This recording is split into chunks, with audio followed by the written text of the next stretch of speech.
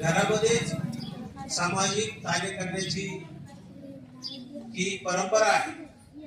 मला सांगायला अभिमान वाटतो की माझे मित्र श्रावण पाटील चौधरी यांच्या त्या कन्या आहेत आणि श्रावण पाटलांचं काम सुद्धा अतिशय सामाजिक कार्य त्यांनी भविष्यामध्ये केलेलं आहे, करत आहे आणि त्याचाच वारसा म्हणून त्यांनी पुढे चालवला.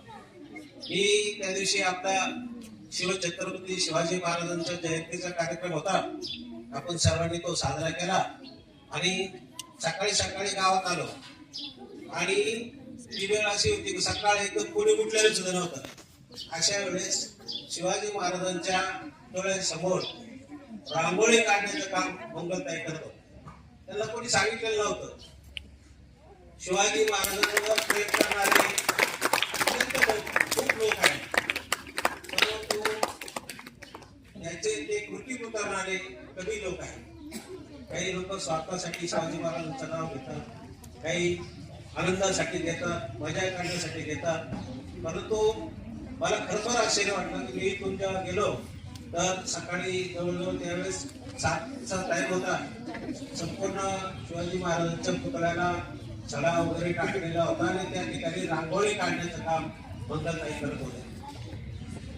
हे स्वयंस्फूर्तीनं होतं.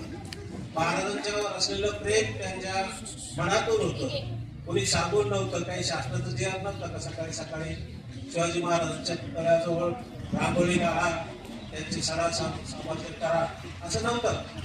म्हणजे कुठलंही काम दिलं म्हणून करणं आणि मनापासून करणं याच्यामध्ये जमीन आसमानाचा फरक असतो. मंगलताई दरवेळेस दर गुरुवारी साईबाबांच्या ठिकाणी पालखी घेऊन जातात. आपल्या सर्व सामाजिक कार्यक्रमामध्ये भाग घेतात. त्यांचं खरं तर जीवन थोडंसं खडतर आहे, परंतु अशाही परिस्थितीत आपल्या मुलाबाळांचं शिक्षण, चांगलं शिक्षण त्यांनी त्यांच्या मुलांना दिलेलं आहे. त्या चांगल्या प्रेरणा ते दिल्या आहेत आणि खरं मनापासून ते सामाजिक कार्य करत आहेत.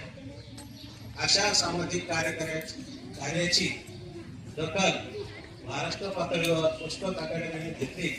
याबद्दल मी आपल्या गव्हाळे ग्रामस्थांच्या वतीनं, माझ्या वतीनं या अकादमीचा आभार मानतो. आपण खरोखरच योग्य व्यक्तीची निवड या पुरस्कारासाठी केलेली आहे. मला नक्की माहित आहे की पुरस्कार मिळतात, खूप मिळतात. महाराष्ट्रामध्ये खूप पुरस्कार वाटले जातात, परंतु हे काही पुरस्कार जवळजवळ 90% पुरस्कार हे वशिला